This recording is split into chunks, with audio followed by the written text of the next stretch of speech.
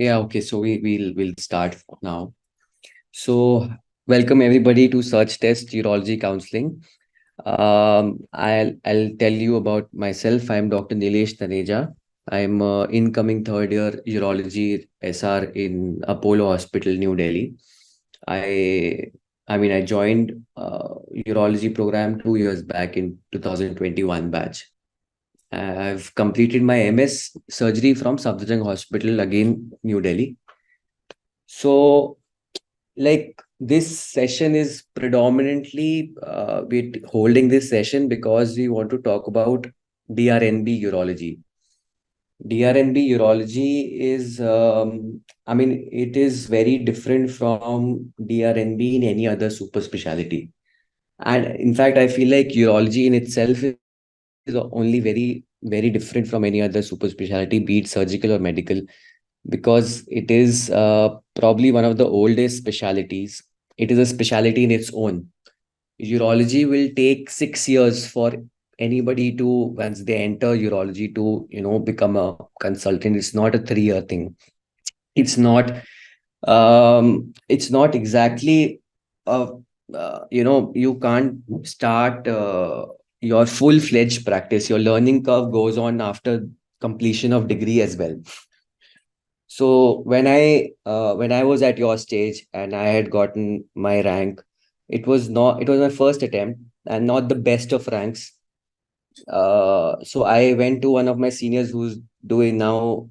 He's given his exams in MCH from Safdarjung, and he told me, see, it doesn't matter where you do urology from, because you could go to SGPGI, you could go to AIMS New Delhi, you could go to Safdarjung, but you'll never feel like you have completed your training. Something or the other thing will be left, like left for you to train in after you get your degree. So just take whatever you're getting. At my rank, they told me that I'll get a good DNB seat. So just go ahead and take that, and you can then worry about what is lacking in your training. And everybody, he was telling about himself. So he's done his MCH from Safdarjung, and he was telling that even I can't just go out there and start practicing now. There will be few years of learning curve, a few procedures that are left, and then you can start. So just get it in your minds that urology is not a 3 year thing. Like the best of consultants that we have in our hospital, they also tell us that it's a 6 year thing. So, I mean, 6 years is a little too long, but you can understand that it's at least a 4 year thing, 3 years for your degree thing, and then 1 year that remains for whatever that is lacking in your hospital, in your MCH or DRNB program. So, uh, yeah, so I mean, there is no, in this session, we are not going to give any general statement that this hospital is better than the other, or this medical college is better than the other. There is no generalization in how you choose your hospital, because there are so many parameters that you have to think about. This is the age when a lot of you may be having your families, you'll be becoming parents at this age. So, it is important that you live in your hometown, because no matter how chill the branch may seem, it is still a surgical branch, and it will require you to go to the hospital at odd hours, just be there for 12 hours at a stretch, 14 hours at a stretch, when it's not even a call day, and it is going to be hectic. Urology is one such branch where caseload throughout India, doesn't matter where you are, throughout India, caseload is huge. So we won't not be generalizing that this hospital or this medical college is better than the other. You have to tell, what I am going to tell you and explain to you is how you have to choose what is important. So as I said, workload is okay. Workload you'll get everywhere. But how much of that workload translates into your own hands-on training? That is, in fact, what you have to, really focus on. So that is one thing. Hands-on training is one thing. Then departmental toxicity, in the sense that how are the seniors, how are the consultants, how is their attitude towards SRs? Are they in a friendly atmosphere? Do they create a friendly atmosphere, or is it like just a top down very hierarchical structure where it doesn't matter who you are? So a lot of the corporate hospitals that I know about in Delhi, they are very chill. Chill in the sense that the consultants are friendly with the SRs there. So the top-down hierarchy is not as toxic as you would find in other places. So that is the second thing. First, I said the hands-on training. Second is the departmental toxicity. And third, in case you're looking for MCH, then you look at the bond thing. It doesn't apply for doesn't apply. I'm sorry. Yeah, it doesn't apply for DNB, barring one hospital, Army hospital, that we'll talk about in just a minute.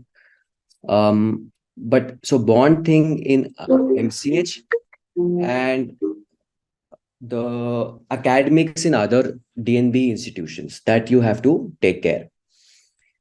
Um,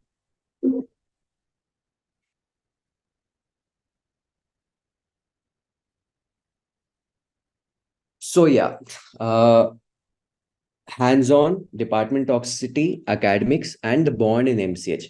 So, I mean, we'll quickly talk about the Delhi DNBs, how they are structured. The good thing about DNB program is that everything comes from the national board. There is nothing that is specific to any hospital. The curriculum is set up by the national board.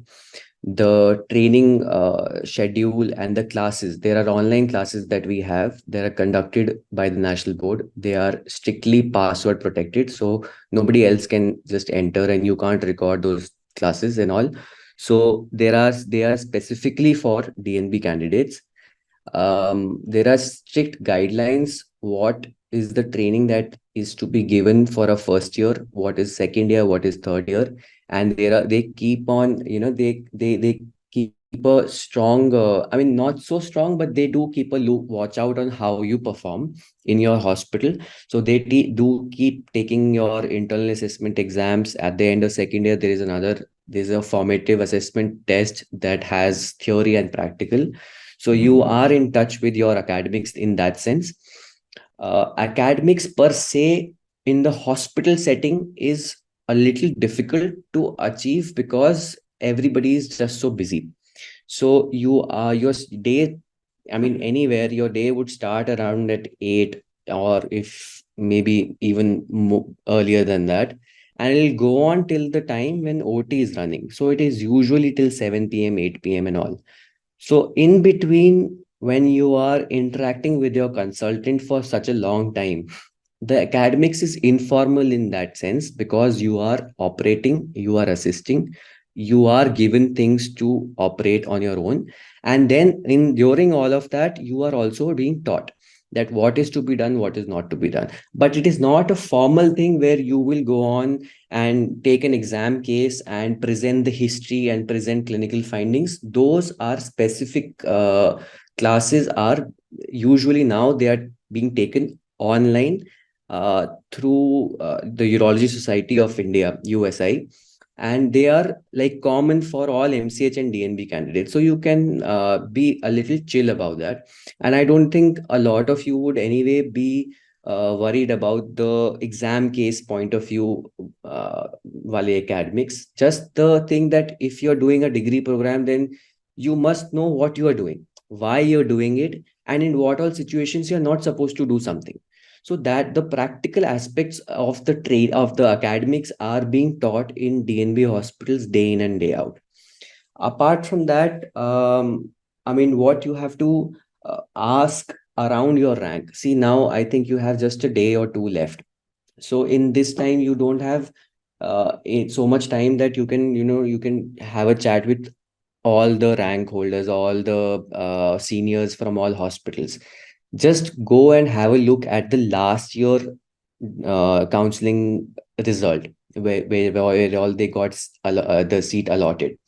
And there you just see realistically what all options do you have at your rank, and interact with those hospital seniors. say if your rank is, for example, if your rank is 400, then you see what all urology hospitals went from 300 to 500. Like maybe 100, 150 rank above and below, you can have a look, and then you can just talk about which the person concerned, that which hospital has what all is there. Overall, in Delhi, the difference between various GNB corporate hospitals is not a lot. It's like something is better in one hospital, another thing is better in another hospital. So they're all comparable. If you do it from one, it's like it's then you're not losing out on anything in that sense. Um, I mean, but there are a few things here and there. So for Delhi per se, if you ask me my preferences, I am from Apollo. So that is number two choice. Number one remains Gangaram Hospital. And after that, you have Medanta, which is in Gurgaon, but Medanta, Max Saket, BL Kapoor. And so these are all comparable. There is one thing is better in one place, one other thing is better in another place. So that fine tuning you'll get to know the internal dynamics of a department, or uh, sorry, the internal dynamics of the department, and what is more appropriate for you. You will get to know once you get in touch with the people who are doing PG there. So for I can tell you about Apollo. So Apollo is, I mean, one such hospital which gives you excellent hands-on in endourology. It is probably the best in Delhi, and the reason that is the in Apollo, renal transplant is being handled by another department. It is not handled by urology. It is handled by a department of transplant surgery. So we are in our third years posted there as on a rotation for maybe 1 or 2 months. The rest of the 34 months in the 3 year residency period, we are focused on endourology. Now, urology, as I said, as a branch, it's a complete branch on its own. It is nothing that can be done by a fellowship thing. For example, minimal access surgery is a fellowship, but there are MCH and DNBs also in it. A lot of overlap is with GI surgery and general surgery, but urology is completely separate. And the number of surgeries, number of procedures in urology are like they are way too much that a urologist would never want to come back to general surgery. They will never do those procedures that they did during their MS. So, like endourology itself becomes the bread and butter of all urology surgeries. So cystoscopy, stent removal, stenting, URS, TURP, TURBT, RAS, there's a hell lot of surgeries that are being done endoscopically. And then there is open surgery, lap surgery, and robotic surgery. Urology is again one such branch where, because it is in the pelvis, the the the advent of robotics has really helped in the technical aspects of performing that particular procedure, and therefore robotics becomes a very important part in urology training. Now, that is exactly where DNB will help you, because all the corporate hospitals will have robotics in their hospital. They will have the budget to accommodate urology. A lot of, say, I'm focusing my discussion for the mid rankers here. The top rankers will anyway take MCH in the metro cities. So I'm not talking about those people. I'm talking about people who are ranging from maybe ranks between 200 in surgical group to maybe 1000 or 1500. So you've got to understand that at your rank, maybe you will get a MCH seat in a metro city, maybe, but not in maybe not in North India, or maybe a tier two, tier three city. There, the MCH program is not as good as a DNB program in the same state. And the reason for that is that urology involves a lot of investment by the hospital. In endourology, like that is one part of urology. Like I said, endourology, lab robotics. Endourology is only one part, which is the bread and butter of urology. In that itself, there are 5 different types of scopes. each scope costs around 10 lakh rupees. So there is a 50 lakh budget that the hospital has to set aside for urology department. That's only for scopes. Then other instruments are also, I mean, they are not in as expensive as the scopes, but the overall budget of urology, which includes laser, C-arm, instruments, endourological instruments, which are very fragile. So they need constant maintenance, and scopes. It is around 50 to 60 lakhs. Not every government tier 2 city that offers MCH will be able to afford the kind of equipment that is required for a urology training program. But in the same state, the DNB program, because it is in a corporate hospital and there are many consultants in a corporate hospital, and that is the bread and butter, that is the area of profit for urologists in private practice, they will be investing on these equipment for their hospital to run. And they've already done that, which is why the caseload in that hospital is high. And now they've started with a DNB seat. So you have to understand how a DNB seat has come to a particular place. It has come only because there was caseload in the first place, and they needed people for that caseload to just have a high turnover. And in that, you get to benefit through that. So those places which have I mean, the corporate hospitals have a high good budget, they will invest in your urology specialty, and you will get the benefit of those equipment because you will be learning on those equipment. So that is a clear cut advantage of a DNB program over MCH in tier 2 cities, and even MCH in few tier 1 metro cities also. That there'll never be a shortage of equipment, or you'll never say that we are a resource limited setting. You are not. As urologists, you will benefit from being a resourceful place, a resourceful setting instead of a resource limited setting. The second thing, the benefit about a corporate hospital DNB over a government hospital MCH is that OT timings are not fixed for a corporate hospital. So the OT can start from 8 a.m. in the morning and go on till midnight. And you can have this on days on end. In government hospital, I mean, I did my MS from Safdarjung Hospital. So I know how the functionings of a government hospital really are. I mean, the OT is set up in a way that no case is being posted after 3 p.m. In my hospital where I am right now in Apollo, at 5 p.m., we have three theaters running and two DNBs, maybe one consultant. So, like, we are saving on the transit time in between cases by taking that third OT. And I mean, that's how our hands-on increases manifold, because we have a very I mean, I'm not just talking about myself. Like, in all corporate hospitals, you have a very supportive hospital environment. You have a very supportive anesthesia department where they are ready to post your elective cases in the evening, at night, at odd hours. I have been witness to assisting a robotic prostatectomy, which started at 7 p.m. at night, and it went on till midnight. So I mean, and this is not a one-off thing. This is quite routine in these hospitals.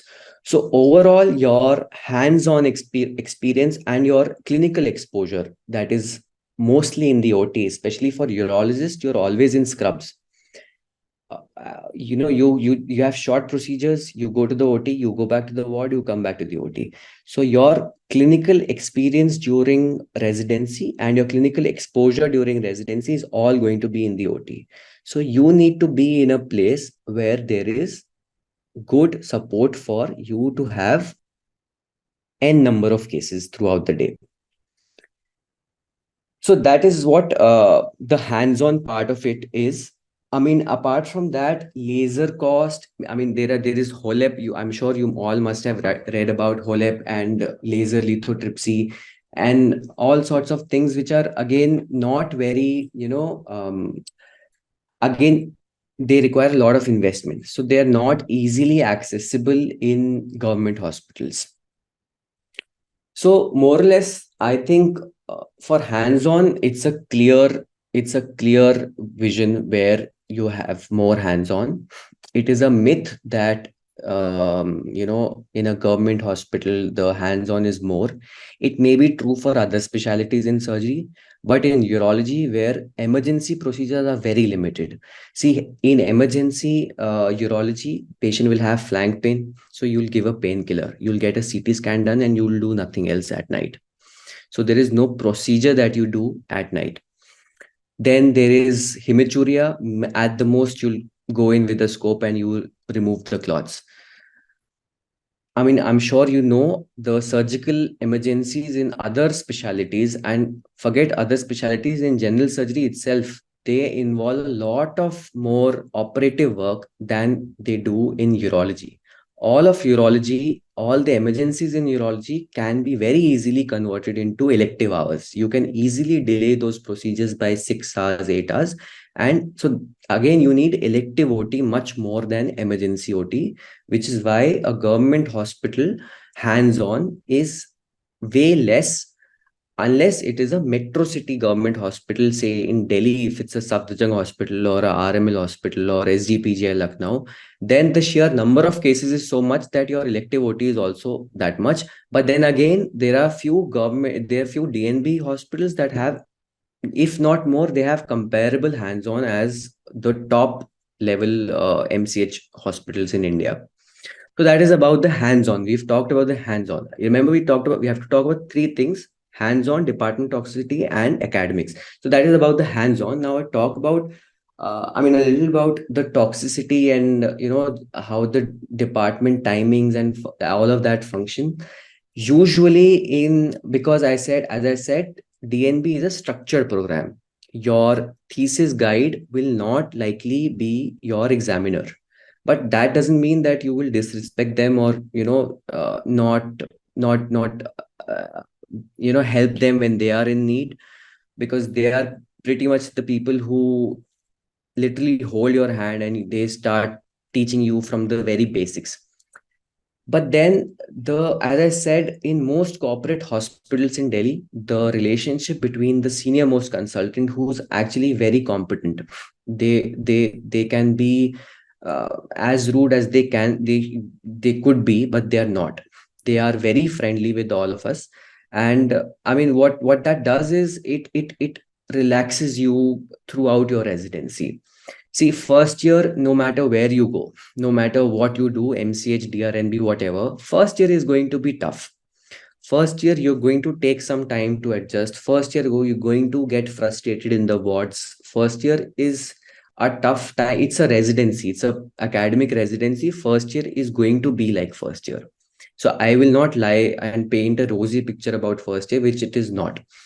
But you get through that time in a supportive environment much more easily than if it is not. So in corporate hospitals, again, like I said, because in general the doctors are not frustrated, they know what they're working, and they're working there by their choice. So overall, in my experience, I found them to be satisfied with their work ethic and their work, whatever they've built for themselves. And now they feel, it feels to me that they have come to that place in their career where they want to now impart knowledge to their juniors. And we come in as sincere academic PGs, and then they just teach you everything. And it's a very friendly atmosphere. They won't It's not like they'll ask you a question and then they'll say, okay, jao pad ke batana. It is not, the culture is very different, and you really it feels like you open your eyes to a new place, and you kind of rediscover this medical profession that exists in corporate hospitals, maybe even private hospitals, where the faculty is not frustrated. Basically, that is what it is. Faculty is content, and therefore the line of descent, the third year PG is content, the second year PG is content, and the environment is made comfortable, emotionally speaking, for the incoming first year. So that is, again, I am only talking from my experience, and things may be different for other people. But this is what seems to be logical. So that's why I thought I'll share this with you, that it you must talk around your rank. You must talk to your senior in a particular hospital that you're eyeing to, or you're applying to. You must ask them how the consultants are, how the faculty is, and how the seniors are. But mostly, in my experience, the DNB corporate hospitals, they're okay, they are chill. Another thing is that you have reasonable duty hours, because for every little thing, if the hospital kind of tries to exploit you or do anything like that, you always have a threat of NB. You can always go to NB independent of your institution, and you can you can have a conversation around that, around your duty hours. So timings are mostly fixed for corporate hospitals, especially when you are on night duty. If you are not on night duty, then maybe the timings will vary as per your OT. And that you won't mind, because the more, if you're staying for maybe 2 hours more, then you'll get that much more hands on. So you won't really mind that increased number of hours that you're having to stay in the hospital routinely. As I said, because urology is such a busy specialty, routinely you will be staying around 12 hours a day in the hospital when it's not your night duty. When it is your night duty, it can be more. And the good thing about most corporate hospitals is that they give you a post duty off. So then you can go home and cover up your sleep. You can come back the next day and all. So the department toxicity and hospital timings is one thing that you must make sure with your seniors around your rank, how they are. And then that is how you make the rank, your choice list. Now, the third thing that we talked about is bond. Now, bond, there is one specific hospital, Army Hospital Research and Referral, R&R. That is the only DNB hospital that has bond. There is absolutely no other DNB hospital anywhere in the country which has any type of bond. So what that means is, if you go in for MCH in a state that is not your home state, then they will keep your original documents, and after completion of your degree, they will make you serve in that state for a stipulated time. It could be 1 year, it could be 2 years. And if you don't wish to work, then you have to break that bond and pay the bond money. This is variable for different states, ranging from around 50 lakhs to maybe 1 crore, maybe 2 crores. Mostly bond in states is not very strictly followed, but it's always a hanging thing over your head that can make you feel anxious, that there is this one thing, and anytime they can make it strict. The authorities can make the bond strict. So there again, I feel DNB has a clear advantage, because there is no such thing as a bond, except for this hospital Army RR, which has a 5-year bond, which is basically a short service in the army. If you're okay with it, then that hospital is as good as Gangaram. The hands-on training, academics, department, toxicity, everything is very good. It's really good. You must opt for it. There is another medical fitness thing that you have to take care about, Army Hospital, that if you get that in round one, for the MCC you have been allotted a seat. But if you fail to pass their army medical test, then you will be you'll not be allowed to get admission there. And now you'll go back to round two of MCC counseling, where most of the hospitals will not be there, because most of the hospitals get filled in round one. So if, for example, if somebody gets army hospital in round one, and they had placed something below, someone below their rank got a hospital, they will not be able to ask for that same hospital that went below their rank in round two. So that is one thing that you must be careful about. There is the medical fitness thing and the bond. Apart from that, Army Hospital in Delhi is as good as the best hospital that there is in Delhi. So for Delhi, the order, if I may, would be Gangaram, followed by Apollo, Medanta, Max Sakit. Or see, every year there's something or the other will change. In my year, Max Sakit went above Apollo. And now my co-PGs, I've heard that my co-PGs there, or maybe their colleagues, they're not very happy with that place. Sometimes the consultant leaves, something happens or the other thing happens.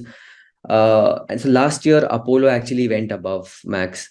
So, I mean, this year, what will happen, we don't know. But what I want to tell you is the difference is not as much. It's very comparable. So you have to tailor it according to your own self. Now, I think mostly that should be the end of what I had planned to talk about. I'll just be taking a few questions. Somebody talked about the fee of DNB. DNB fees is, as I said, everything about DNB, everything from the starting to the end of your last exam. Everything in DNB is decided by the national board, and it is centralized, and it is same for every place. The only exception is Army Hospital, which has a bond. That is the only exception. Apart from that, the fees is the same. It is around 1 or 1.2 lakhs for a year. So that into 3 years. That is the same for DNB, no matter where you do it from. And the stipend may be different because the stipend is decided by the hospital. The guidelines are given by NBE only, that you should pay as per the state SR, whatever SR is getting in that state, you should pay that. That is the guideline that the NBE gives. But the fee remains the same. The exam remains the same. The pattern of practical exam remains the same. Even sometimes, you can get a center that is way outside your own home state or your own hospital state, and you can be asked to go there and give exam. So the faculty who's taking it, the examiner who's there, would be somebody else. I mean, somebody who's completely out of your social circuit. So that is all of that is centralized.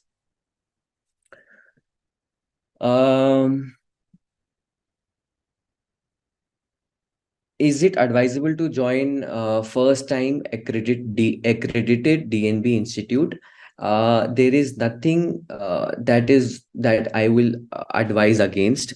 But if a hospital is having a DNB program for the first time, you can imagine that the systems in that department are not probably in place. So, but at the same time, you will be the first person who will get all the hands-on. But because the systems are not in place, the expectation of the faculty there would probably not match with your expectation as a trainee. So, you have to take that call based on that institute. If there is excellent workload and excellent hands-on opportunity there, then there is no problem in joining that place. If the caseload is not that much, then first time DNB accreditation, I would avoid. DNB from South colleges, how are they different from North colleges in terms of hands-on and exposure? Sanjay Giri has asked. Dr. Sanjay, South colleges DNB is actually better than North India. Sorry, South India DNB colleges are better than North India colleges in terms of both hands-on exposure and work ethic. I'll give you an example. My colleague, my senior from Apollo Chennai, who was supposed to take this session with me, he's not here today. He's now given his exams, and he's done his DNB from Apollo Chennai. It's a funny story because he only pushed me into encouraged me to take DNB when I was at your stage. And believe me, his training and his hands-on is way better than my Delhi colleges. They start their OT at 6 a.m., maybe 6:30, and they go on till whatever, 7 8 p.m., whatever. So the hands-on there is much more than what is there in Delhi, simply because I feel they probably start their cases a little earlier. They start their day a little earlier than Delhi people. I don't know, but overall, the South India DNB hospitals are in fact better. They, although they go a little below North India, the reason for that is they, because South India the salaries thing is not as much, and most of the uh, no, so yeah, that's the only thing. The salary thing is there, and I mean sometimes it feels like maybe people don't know much about the South hospitals, but Apollo Chennai, I know it's exceptionally good, and it goes a little much below than Delhi and Mumbai colleges. So you can opt for Apollo Chennai if you don't have a problem with Tamil Nadu, or you can just uh, f- you can feel that you can adjust there. Then you should definitely go there. There's another hospital in Hyderabad by Asian Institute of Nephrology, AINU. Again, that's really good. The reason I know that it is really good now is because in our urology conferences, I see their faculty operating as live operative cases, and interact with their PGs and all. So I know what all they must be getting to see on a daily basis. Uh, how is Fortis Gurgaon and Venkateshwar Dwarka? Again, for Venkateshwar Dwarka, Fortis Gurgaon, if you want to take a place in Delhi and you are not maybe getting that, you not have a rank that you would be getting comfortably, Max Saket or Apollo or Medanta, then you can keep that as your options. But again, like I said, the difference between these hospitals is not very much. I have a friend in BL Kapoor Hospital, and there also because like I said, the caseload is so much in urology. No matter where you go, the hands-on training in endourology is there. There may be a difference in the sense that maybe after the end of 3 years, if somebody is doing say 100 TURPs in maybe Apollo Chennai or in Apollo Delhi, maybe in another hospital they would be doing 50, but that difference is not significant enough for you to not take that seat, or you to take that drop. There's an interesting statistic that I have for all of you. In the last 2 years that I've been following the counseling and the urology program, not a single DNB seat goes in Mop-up, which means that whoever takes DNB urology in their round one and round two, they end up sticking to it. Maybe maybe I'm not saying that they do not don't they never leave. They maybe someone leaves once in a blue moon, a DNB seat, but it's not it is not that a seat goes vacant. MCH seats in the last 2 years, surprisingly, I've seen in SMS Jaipur and IPGMER Kolkata, where MCH seat has gone vacant and has fallen, in fact, in the mop-up round. But no DNB seat in urology has ever gone to the mop-up round in the last 2, 3 years that I have been following it. What about private MCH? See, if you are having a rank of beyond 1500, and you have probably you don't have a lot of options. Again, it's a call between taking a drop. If you've attempted quite a few times and you want to now just settle down, it is not a bad idea if you can afford it. Private MCH, the fees is around, fees is huge. It is the cheapest private MCH would be 10-12 lakhs for 1 year. So, and it can go on till 25-30 lakhs for 1 year. So you can, as I said, even in those hospitals, I have a few friends in private MCH who are doing private MCH, and they're not unhappy about it. They they are getting hands on there in endourology procedures. maybe the numbers are not as much, but in there, if you have decided that this is the step that you have to take, where you have to take the degree and you can do that, I agree with you, that's not a bad idea. You can go ahead with it. One person is asking, how is Artemis Hospital? Artemis is not bad. It is very good. Again, it is comparable to Max Arcade, Medanta, Apollo. In fact, I kept Artemis a little above Venkateshwar and Batra, so you can also do the same. My opinion about Kasturba Medical College, Manipal. See, again, it's if you can afford the fee, KMC Manipal is probably the best private medical college. So I personally don't know anybody who's doing there, but I don't expect it to be bad. I don't expect that they don't give you hands on, or they don't teach you. One thing that I just forgot to mention about the corporate hospitals in Delhi specifically, most of these hospitals are being were given to the hospital, the trust or the management at a subsidized rate. So they are mandated to have some government patients or free patients, where patients who have a BPL card, or these hospitals have to serve these patients around maybe 20-30% of their bed occupancy has to be the government ward or government ICU patients. And that's where most of the training hands-on is, because I mean, all the workup, starting from their initial thing to the final discharge and follow up, even in cancer patients, all of that is being done in all the hospitals that I know by the senior most SR, managed by that, in consultation, obviously, with the consultant at every step. Again, the good thing about DNB is every part of your learning is supervised. You are not just thrown into an ocean and told to swim, and then you do something and you start learning to swim. No, in DNB corporate hospitals, you are taught from the first step.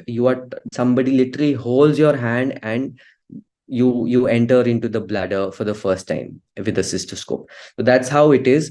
Every step of surgery is supervised, and you never as, as far as my experience goes, I don't think that I've had to unlearn and relearn a lot of things that I did in my MS. But I feel like I'm learning the absolute correct technique and correct things in my urology DRNB thing. um can we expect DNB around 1500 rank? See, in Mop-up, you can expect anything. Although I know I just said that DNB does not go in Mop-up. Maybe, I mean, it's tough. You can just have a look at the last year's rank list, and just you'll be able to understand what you are getting at your rank. Then I'm sorry if I am missing some of the questions. Somebody said that we've been hearing so much about NU Bangalore toxicity. How is the institute, and any idea about the work culture? See, I've been hearing the same since the last 2 years about the place. And frankly, it's a red flag for any hospital. If such a news comes, and you hear about toxicity for consistently for so many years, it's best to avoid it. However, if you can't, and I mean, it's like that's a personal call you have to take. But I mean, as far as my understanding goes, if you know that something is blatantly toxic, you'll be better off keeping that lower down in your list. um how is the passing? That's a great question. I missed that point. So as I said, urology and DNB urology is a unique thing.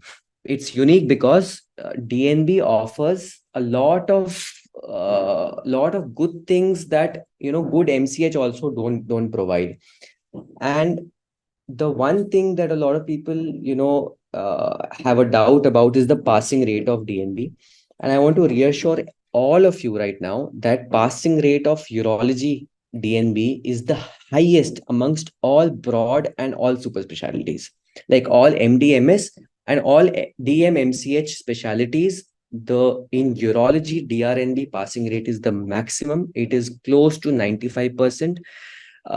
Again, the reason behind that is because you're working so much, your exposure is so much, you are bound to read the things that you do on a daily basis, and therefore it's not like, you're sitting idle for the 3 years.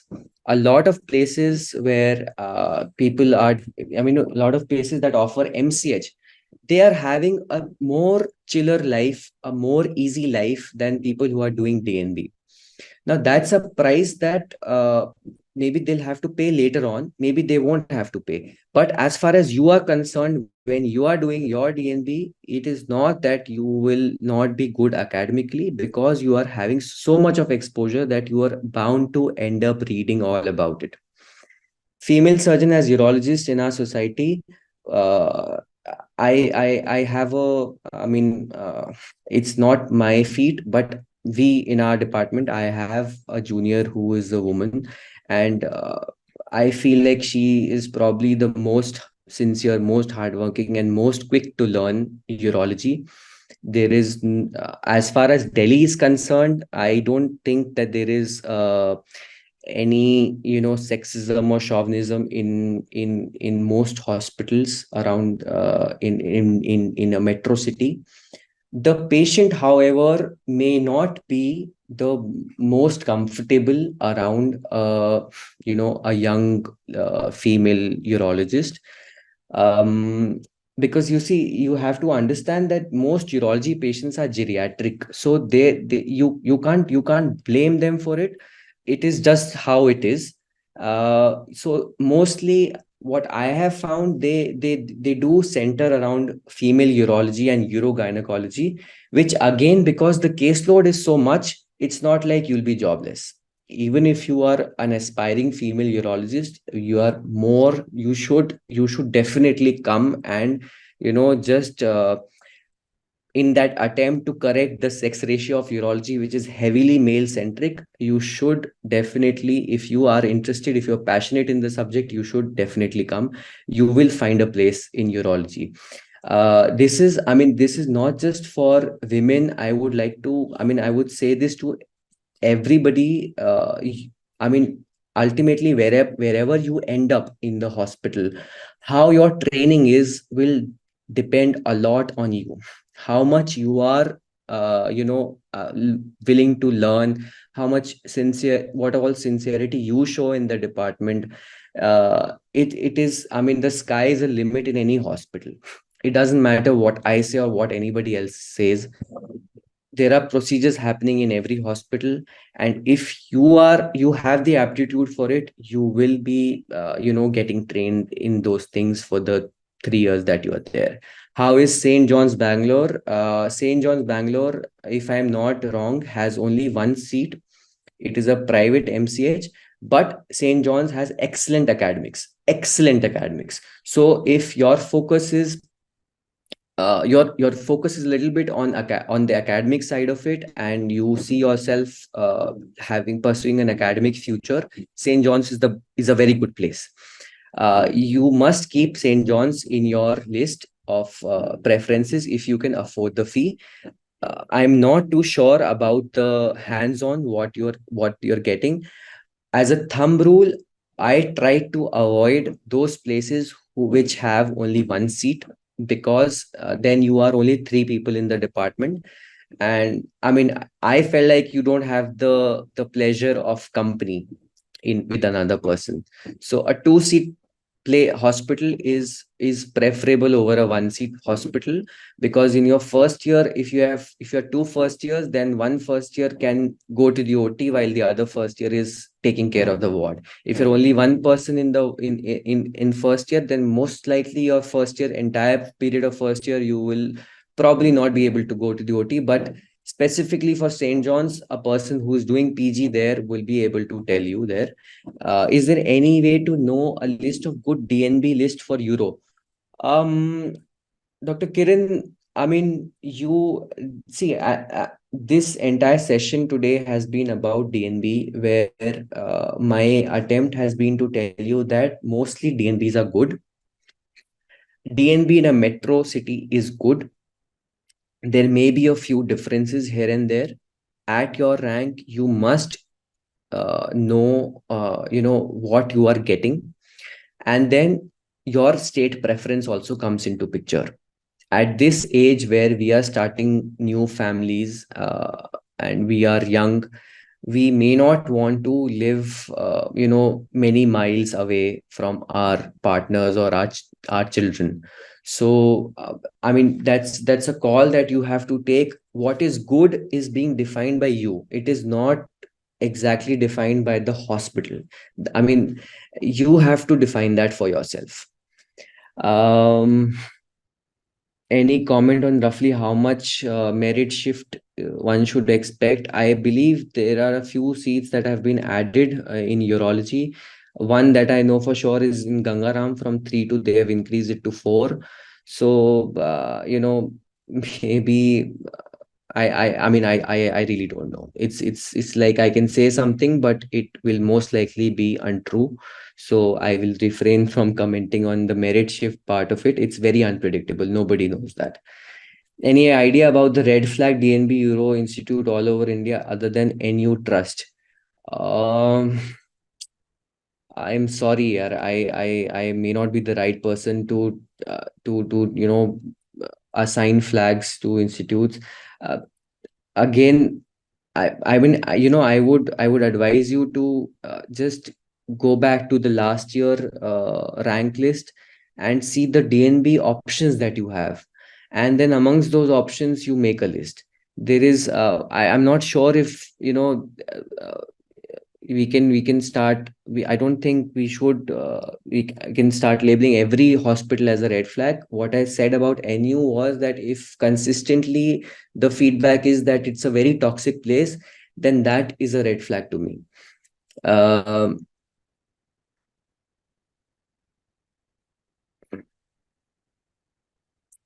Somebody is asking about DNB program in Nadiad versus Gangaram. Nadiad is the Mecca Medina of urology in India. I mean, it is the end all places. But that does not mean that it necessarily translates into hands-on exposure. So it'll be very good in academics, it'll be very good in supervised learning, in workshops, in class, in teaching, and in just how to approach a patient in the OPD. It may not be the best for your hands-on. So again, at your rank, if you get Nadiad, you don't leave Nadiad. It's as simple as that. But if you have an option between Nadiad and Gangaram, if I were you, I would go to Gangaram. The reason is Gangaram is in a metro city. It offers a lot more hands-on opportunity. So that is one thing. Uh, if we don't have robotics and transplant in our program, should we ask for external posting? If so, which place would be great?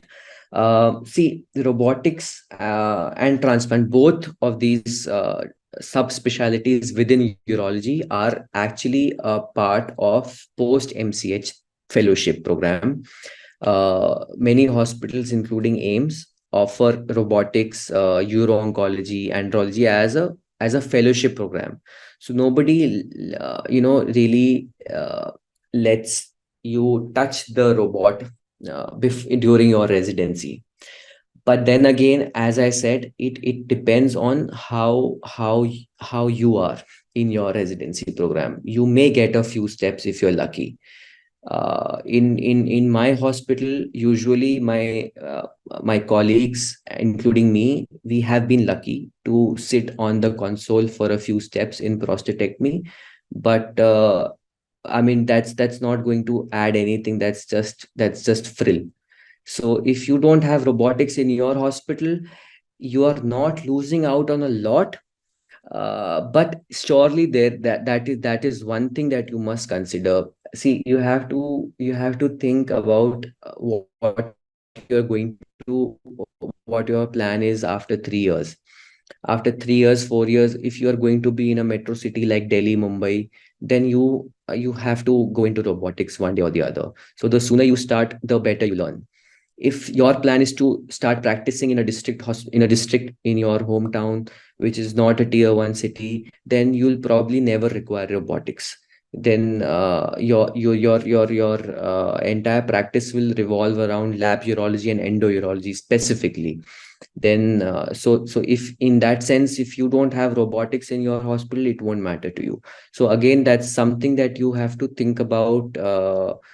Maybe if even if you don't think about now, you can think, because like I said, it's a post MCH thing. It is not something that you are necessarily getting trained during your 3 years. It's not going to happen even in the best of places. AIMS Delhi won't let you touch on touch the robot. Safdarjung Hospital won't let you touch the robot. You will be an assistant. You'll start assisting cases by the end of second year. If you're doing DNB, maybe by the end of first year, you'll start doing it. But that will be mostly that'll be all. So far in my hospital, I have assisted in around 50 cases in robotics and maybe sat on the console 2 or 3 times. By the end of my residency, maybe I'll sit on on the console maybe 10 times, but it's not going to change anything for me, because after my after the degree program, unless I become a senior consultant in a hospital, which will take a few years, at least 7 to 10 years, the hospital and the company won't let me touch the system. Uh,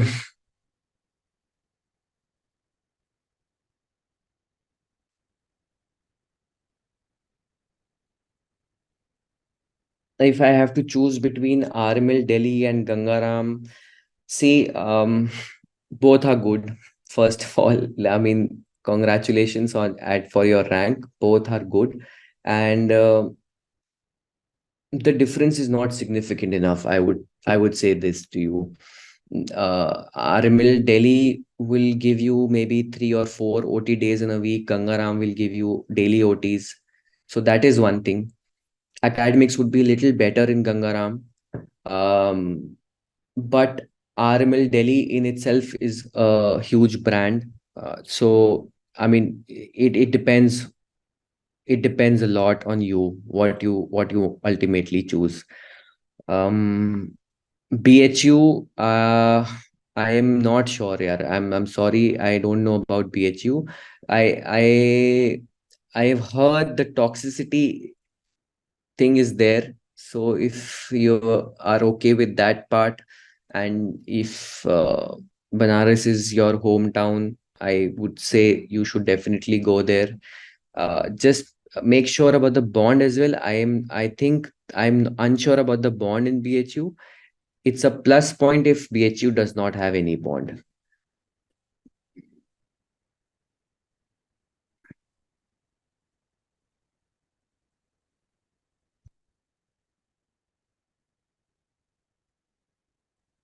How about SMS Jaipur? Okay, so that's the last question that I'll take for today. SMS Jaipur has 10 seats. It has brilliant academics, but from what I've heard, the place is toxic.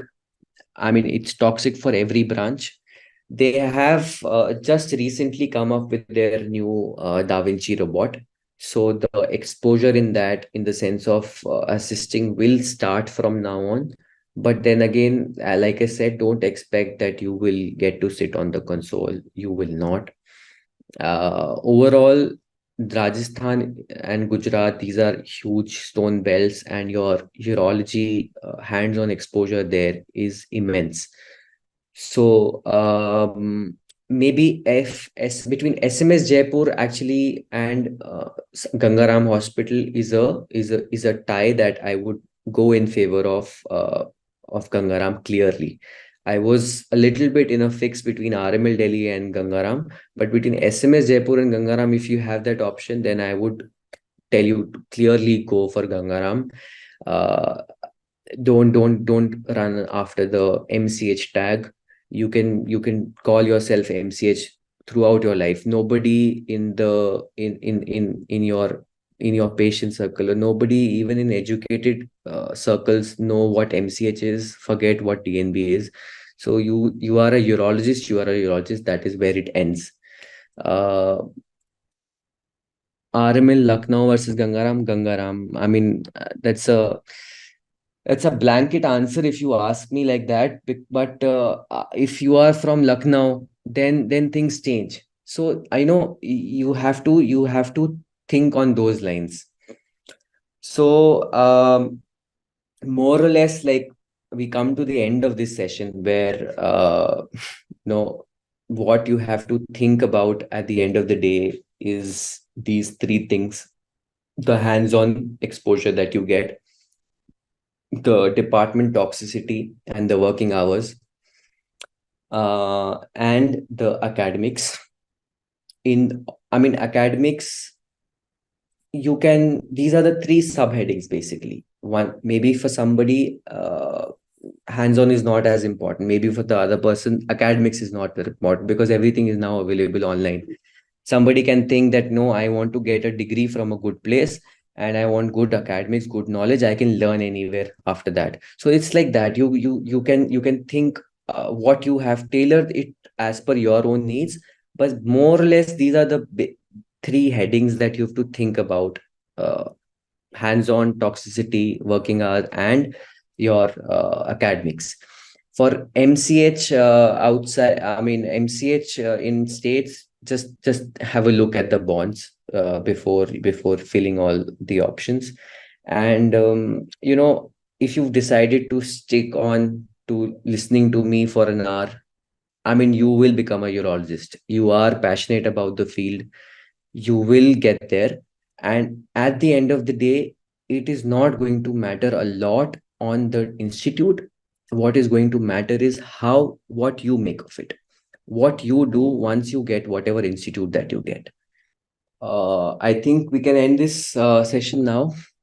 Thank you all for being there, and welcome to urology. That's all. Thank you.